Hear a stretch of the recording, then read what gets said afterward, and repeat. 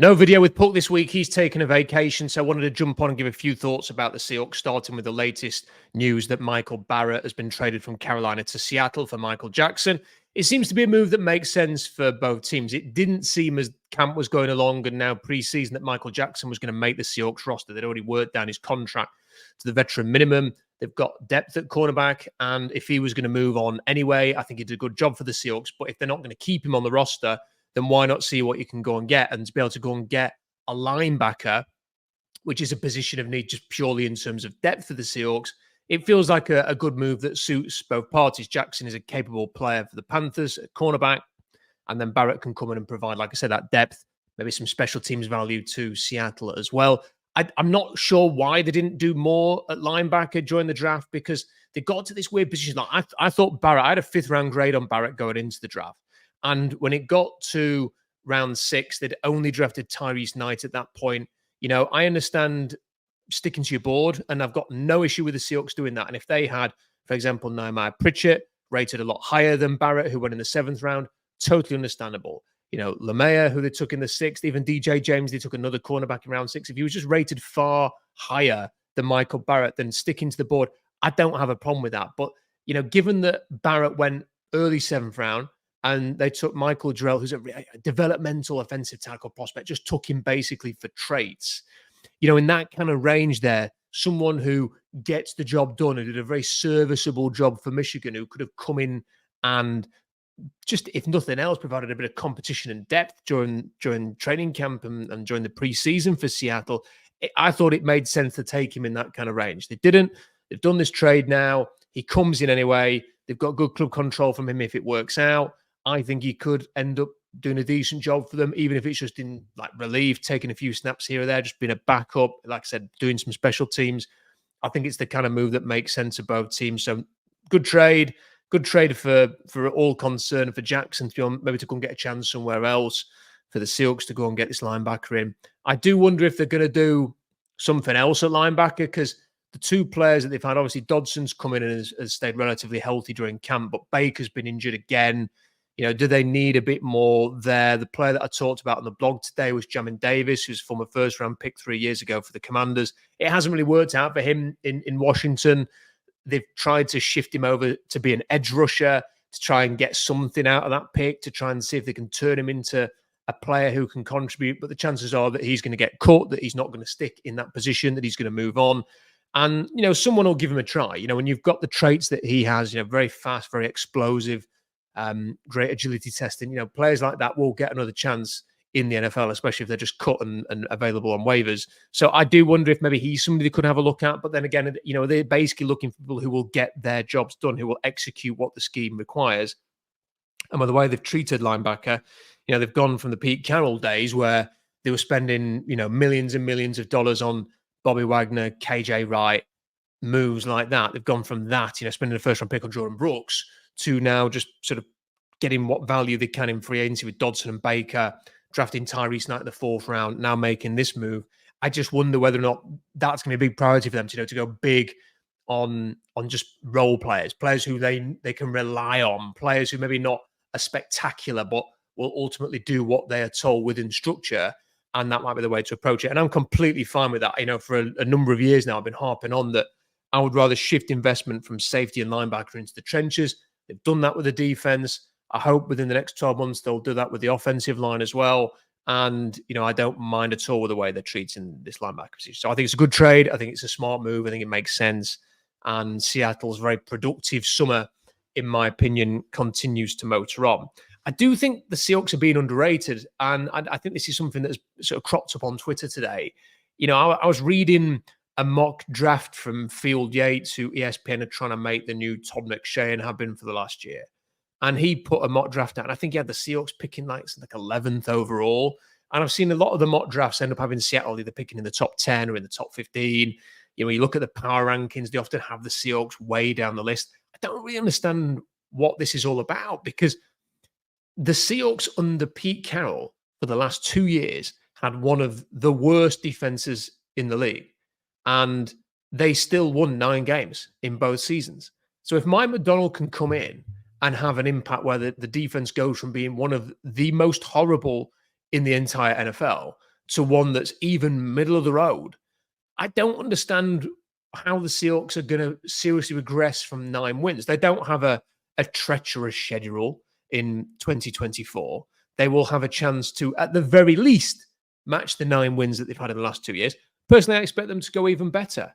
I think that I really expect that Mike McDonald's going to have a massive impact on this defense. On top of the fact that, players like Byron Murphy look fantastic who come in. Leonard Williams is in there. The D line just looks loaded. Boya Mafe looked really sharp against the Charge. Derek Hall's had 2 really good preseason games. Chenna Nwosu's back from injury. I think it's got the makings of a really good-looking defense, especially a good-looking defensive line. I fully expect them to have a very, very good defense, possibly even a top 10 defense this year. And if they do that, they ain't picking in the top 10. They're not going to seriously regress from 9 wins. I think Vegas has them at 7.5 wins. I'd be hammering the over on that if you have the potential to bet on these things. Because to me, I just think the Seahawks are going to have a good season. I think sort of 10 wins seems very viable, maybe even 11 wins. I don't want to go too optimistic and predict even more because at the same time, I think that it is a new coach who's never done this before. It's a new offensive coordinator who's never done this before. It's a new defensive coordinator who's never done this before. So they are probably going to drop a game they should win at some point. I also think they will probably win a game that people don't expect them to win, and it will all balance out in the end, and they'll probably end up being a 10 or 11 win team. But I think the future is very bright for the Seahawks. I think it's especially bright for the defense. I think the thing that will determine how much they can realize their potential is what the offense does. Can Ryan Grubb produce a scheme that is successful without perhaps an elite offensive line? Can Geno Smith be more consistent than he has? I've written about this. I've talked about this quite a lot, that in the 3 most significant seasons in his career, his final year at West Virginia, in the last 2 seasons starting in Seattle, he has had very good stretches of football and then the polar opposite stretch in the other half of the season. If he's going to have a really good half season and a pretty bad half season again, then I think it may well cap what Seattle's capable of, especially if the offensive line struggles. But if he can reach a more consistent level, if the offense can be middle of the road to complement a very good defense, then I think there's every chance the Seahawks could be a lot better than people are expecting. And in fact, it may even be quite frustrating as a Seahawks fan if they start well, which they've got every chance to when they're playing like Bo Nix in week 1, and then potentially got Drake May coming up after that. They've got a chance to start very, very well here, put up some big numbers on defense, sack numbers, restricting rookie quarterbacks to limited yardage, stuff like that, tackles for a loss. That people will suddenly say, oh, what a team, this is where have they come from? And I think for those of us who have watched Seattle and have kind of took a keen interest in training camp, it won't be a surprise to us. So I'm very encouraged, very optimistic about this season. And look, I say it again, and I make no apologies for going on about this. I'm just so relieved that they made the coaching change. Like when I was listening to Pete Carroll on KJR this week, I couldn't help. A lot of people have reacted very positive. Oh, great. Is it great that Pete's going back to coach at USC? I have to say, I'm afraid all my reactions to hearing that interview was, I'm so glad the Seahawks moved on. I couldn't do another season of listening to the same old rhetoric from Pete Carroll, watching him lead a set of coaches who were not up to the job. Coaches who were his guys, coaches who were, just poor quality. I fear for Chicago under Shane Waldron. Clint Hurtt should not have been a defensive coordinator. He was promoted beyond his means. You've got people who'd worked for Pete, like Carl Smith forever, who were there just because they were basically Pete's friend. You had Pete's kids working for him. It just, no. And the way that the defense for years had not been good enough, that the Seahawks were just, they were never going to get back to a Super Bowl under Carroll. It just felt like, okay, they're never going to be so bad that the pitchforks and torches are coming out outside Lumen Field from the fan base demanding that he goes, but they're never going to be good enough to get back to contention. That just felt obvious to me. And I know a lot of people hate this. A lot of people react still to this day, just get triggered by these kind of comments that they feel like, oh, Pete Carroll did a good job, 9 wins, 10 wins, they were competitive. No, for me, it went stale years ago. They were never going to get back to the top. And all I can sit down right now, and so when I listen to Mike McDonald and I'm watching the preseason games and I'm watching the players that already, and I get it, the preseason games sometimes against backups. When I'm watching someone like Derek Cole look a totally different player than he did last year, that's coaching. When I'm looking at Byron Murphy coming in and already looking like a really good player, that's coaching. I'm intrigued to see what they're going to do with something. You've got this tight end Russell who's come in, and I'm thinking, give this guy a 2-3 year deal. He looks the business. He's got the traits. He's playing very, very well. He looks like he could be part of this thing, for the next 2-3 years. That's coaching. They found somebody there. They're developing them. They turn him into a really likable, popular player because he's delivering on the field and he's doing a job for you. And then I think of like the schemes and the structures. Look at how the way Sam Howell's playing, and he looks more in control. He's not taking big risk. Again, it's preseason. I get it. And it's not about overreacting to preseason games, but I just like what Grubb's doing with the offense. I like what McDonald and Dirty are doing with the defense. To me, it's given me a whole new lease of life as a Seahawks fan that I feel like I can believe again. I'm actually looking forward to week 1 rather than if it were Carroll and we were, oh God, we're listening to the same old stuff.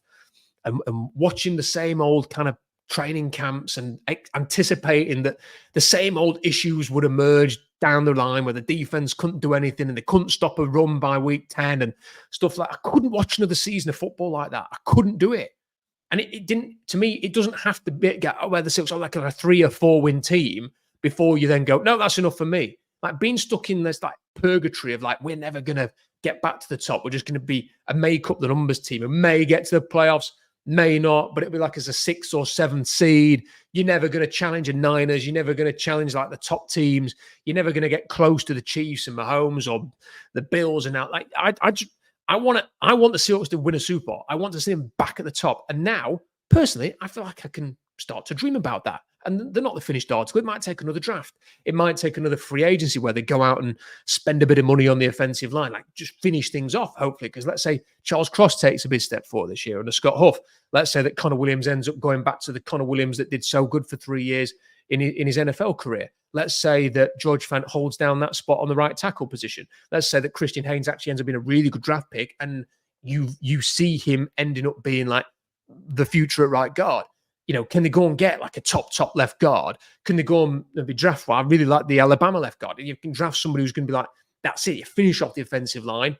And then you feel like you've got great defensive line, great offensive line. There's your structure. There's your foundation to go and batter teams in the trenches. If you do that, you will win a lot of football games.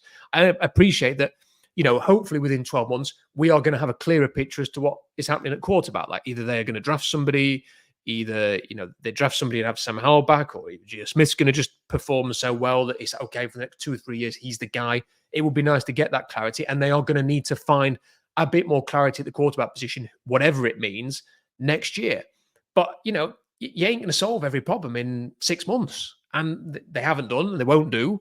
And, come next off season, they will again move towards sort of fixing some of these issues. But that's what it is. I don't expect the Seahawks to be in the Super Bowl this year or next. I think it's reasonable to say within 3 to 5 years, can they get there with the talent that is currently on the roster?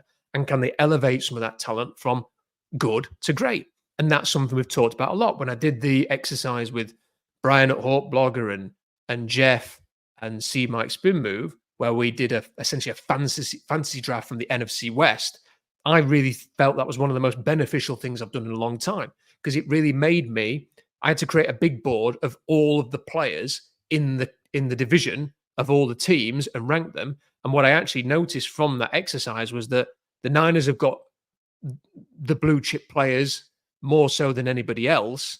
But I think the Seahawks have got the most number of good young players.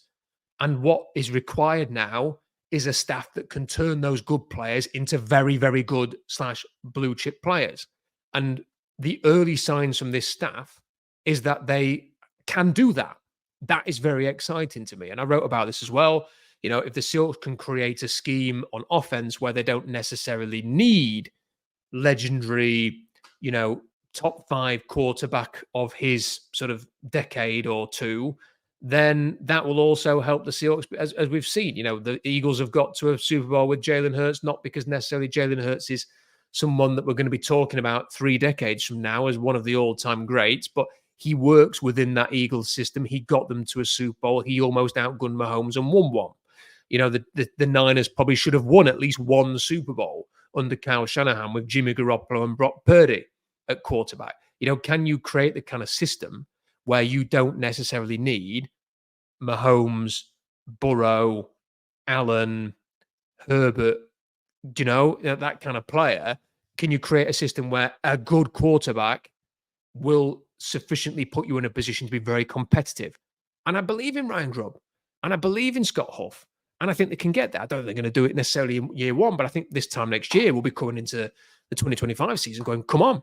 And that's what I find quite encouraging and exciting about this. And again, when I was listening to Carol the other day, I just thought, I'm so glad. The opposite of that, like running it back with Clint Hurt as defensive coordinator, running it back with Shane Waldron as offensive coordinator, listening to the same Peterisms, listening to another Pete press conference where he tells the same old stories, listening to the same sort of non-answers 7 weeks in when the Seahawks defense just falls apart and we've got to fix this, or we're going to make a turn, or we're going to. It's like, oh, come on, how many times do you have to say this while there's no hope for the defense? So I'm just glad. I'm relieved. I don't feel particularly, elated to sort of be dancing around on the fact that Carroll's not here anymore. But I have to say, it is an overriding emotion of just utter and total relief that the Seahawks did move on, that they are starting a new era. I can't wait for it. And it's exciting. And I think all Seahawks fans should be excited by it. And I do think they're being underrated by the media when they're doing these sort of mock drafts that are too early and these power rankings that are too early. And then the final thing I wanted to talk about in this video was speaking of the mock drafts, there's few things I hate more in the NFL draft world than way too early mock drafts. Now, when it was just kind of Todd McShay that did one, we're talking like 10 years ago here, it would actually be quite beneficial because he would speak to people in the league and you get an idea of the players that the league are following who are potentially going to be projected to go in the first round. And it was almost just sort of like a kicking off point for who should you watch? Who should you study over the summer? These are some of the names that you need to study. Now, loads of people do these early mock drafts. They nearly always just contain the same names. It's as if one person just looks at the names of one mock draft and then just looks at sort of team needs and just inserts an opinion on team needs rather than the actual players involved. I think I've seen one top 40 list from a guy called Nate Tice at Yahoo, which I thought that's interesting. Nearly every other top 40, top 50 list has produced nothing of interest. It's just been like rinse and repeat. They're all saying the same things. And I have to say, I think a lot of players are being, overrated early in this sort of draft process. Now, I have been watching a lot of the top names. I have started to build my 2025 draft board already. I can tell you that, based on what I've seen so far, I've got an article coming down the line with this just to give you a bit of a flavor. The best player that I've watched who is eligible for the 2025 draft so far is Mason Graham, the defensive tackle at Michigan. I think he reminds me a little bit of Ndamukong Suh. He's big. He's not sort of that quick twitch, necessarily smaller defensive tackle in that he's got size, but he still is disruptive. He's still powerful. He's still an all-round, complete defensive tackle. And for me, he's the best player that I've watched who is eligible for 2025. I don't know whether he'll go first overall necessarily, but then I don't see a quarterback who I think is easily projectable to be the first overall pick next year. And if that ends up being the case, I do think there's a chance that someone like Graham could go first overall. I think the better players that I've watched, Will Johnson, who's the cornerback at Michigan, Abdul Carter, who's been moved to the edge by Penn State. I don't really know why. I think he's a very good linebacker prospect. I think James Pierce needs to learn how to defend an edge and be a bit more aggressive and physical in the run, but there's no doubt that he's got the traits, the size, the length to be a very good pass rusher. I think Tyler Booker is a top 20 pick at guard for Alabama. I don't understand why people are hesitant to put him higher up their boards when they're putting Donovan Jackson, who was the guard at Ohio State, in sort of first round projections or in the top 25. Donovan Jackson has got all the physical traits, but he wasn't very good last year. Whereas Tyler Buckett is legit, legit, legit for me, the kind of guard who warrants going in the first round based on what he's shown so far. I think Kelvin Banks is good, but he might have to kick inside. The tackle at Texas, I think Emory Jones is the better of the two LSU tackles. I think Will Campbell at the left side is a bit overrated. I think Emory Jones is just more physical. He's a better finisher. I think they're both right tackle prospects. I think Colston Loveland, the tight end at Michigan, is going to be a top 15 pick. I think Luther Burden, the wide receiver at Missouri, has got big, big potential for this year.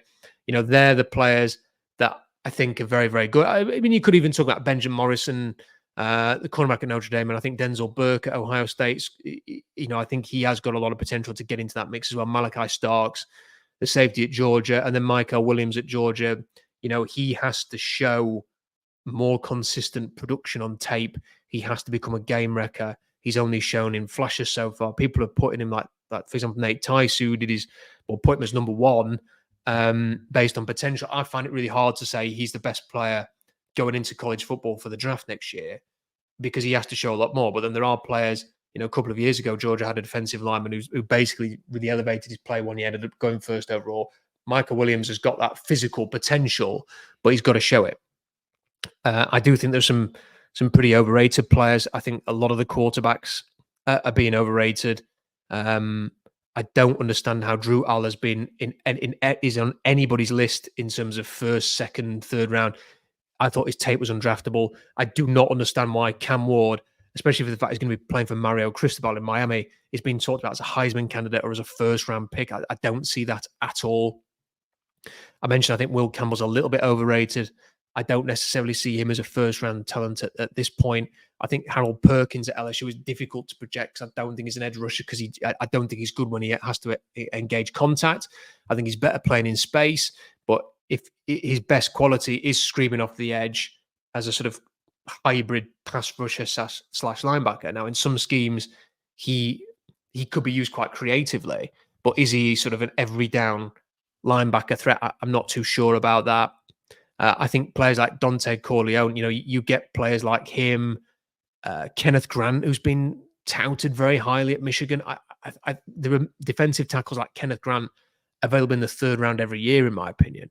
So there's quite a few. I think the two pass rushers at Ohio State, Tumalo and Sawyer, I think they're try-hard guys who play in flashes. I don't think they are. I mean, I've got both those players tentatively graded in the middle rounds going into the new season. So I think there's a lot of players getting. I don't think it looks like an amazing draft going in there. I think that there's the chance for some depth. I say my favorite player that I've watched in terms of pure rating and talent is Mason Graham. I think the player that I've enjoyed watching the most in terms of fun factor has been Tyler Booker. And I think the quarterback situation is weak. I think there's a lot of depth. I don't think there's any players who are surefire first-round picks within this class, although there's plenty of names and some could emerge. I think there are some intriguing quarterbacks in this class, but nobody who you necessarily want to bang the table for. I think Quinn Ewers is the most naturally gifted player. I think there's interest in players like Max Brosmer, Riley Leonard, if he can take a step forward at Notre Dame. I think Jalen Milroe, who I wrote about this week, is intriguing for Seattle just because he's going to be playing for Kalen DeBoer, and he has had a lot of big-time throws downfield last year. I think it was something like 35, 10-plus yard runs. He is a big play threat, but he needs to work on his footwork. He needs to work on his progressions and how he handles things in the pocket. All of the talk from Alabama is that he has done that this year. I think working with DeBoer will help him. And if he can take a step forward, the connection between DeBoer and Grubb could make him very interesting for Seattle. Amazing A-plus character personality as well, which I do think is important for John Schneider, as is a big arm. He has that. So I think there were at times last year where his tape looked undraftable. He was better after he came back after being benched. There were still some games where I thought, he's more of a play breaks down, he sets off running and he makes things happen rather than what you would typically look for an NFL quarterback. But then I think, the player that he would hope to become is maybe a Jalen Hurts type. And that has been good enough to get to the Eagles to a Super Bowl. So I think he is somebody worth watching. Anyway, I've rambled on for a bit there. I hope this kind of fills the void of no Buck Sports video this week. Streams are going to be coming back very, very soon. New season's around the corner. I've started writing regular articles again at SeahawksDraftBlog.com. That's only going to ramp up further as we get into the season. Lots of things going on. So please do subscribe to the channel. There's going to be loads of videos. Like this video, leave a comment in the comment section. Let me know about what you think about any of the topics I discussed, how optimistic you are for the Seahawks. What are you thinking? Have you got any thoughts on the 2025 NFL draft? And also don't forget to check out SeahawksDraftBlog.com for more analysis.